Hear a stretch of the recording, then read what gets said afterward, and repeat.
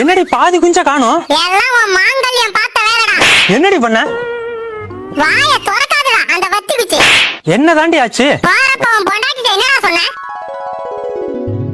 அடியே ஓடு ஒண்ணு உடைஞ்சு போச்சு. காக்கா உள்ள புந்து கோழி குஞ்ச தூக்கி போடும், கவனமா பாத்துக்க. பயப்படாதயா, நான் பாத்துக்கிறேன். காக்கா உள்ள புந்துச்சா? காக்கா என்ன உன் பொண்டாட்டியா புத்தி இல்லாம சுத்துறதுக்கு? என்னடி பண்ண? வாய திறந்து சொல்லுடி. யோ, கோழி குஞ்செல்லாம் எடுத்து வெளியில போட்டுட்டு கதவு மூடிட்டேயா. எதுக்குடி?